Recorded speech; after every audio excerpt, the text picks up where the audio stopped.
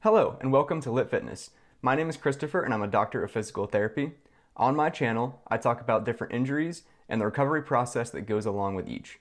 If there's an injury that you're wondering about, please leave a comment down below and I'll make a video. But for today, we're going to be talking about lower back pain that you may be having after shoveling. The recent snowstorm definitely sent a lot of people out to their driveway and sidewalks to shovel snow to try and keep up and be able to get out of their house. Now, that's great that you were outside spending some time doing some physical activity, but you may be feeling some back pain because of it. The good news is that lower back pain that you feel after doing something like shoveling snow isn't something that typically lasts long term.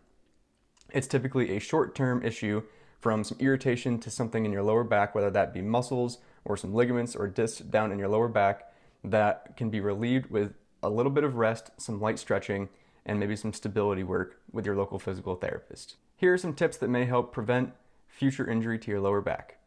When you're shoveling, I recommend pushing the shovel instead of trying to lift the snow every time. You can also get a smaller shovel that will carry less snow and help to prevent excessive force and stress going through your lower back. I would also recommend doing it in bouts. So go out, shovel for a little bit. If you start to feel fatigued and soreness or pain, take a break, let things recover, and then go back out.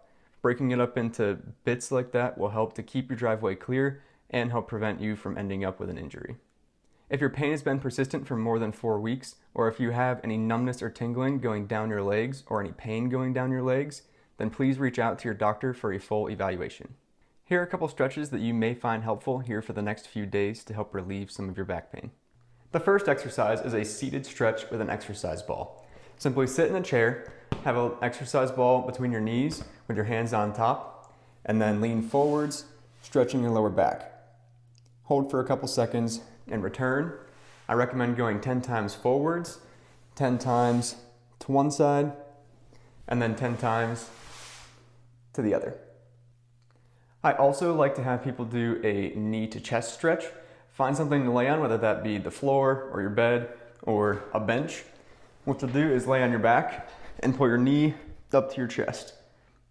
Hold for about 10 seconds and then switch sides. Go back and forth 3 times. After you've done your knee to chest, try this one out. I call this a trunk rotation. You'll start off laying on your back with your knees bent, rock them side to side.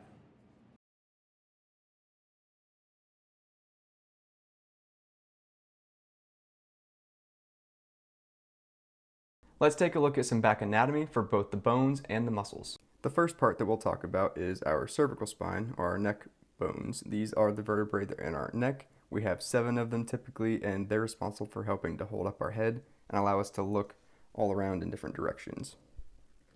We then have our mid-back, or our thoracic spine. These are all the vertebrae that make up the middle part of our back and have ribs attached to them. Their primary responsibility is to provide structure and support to our posture through the mid part of our back, and with attaching to the ribs, they help provide something to hold on to allow us to breathe properly. Then we have our lumbar spine, which is made up of 5 vertebrae, and these all stack up and allow us to rotate through our lower back.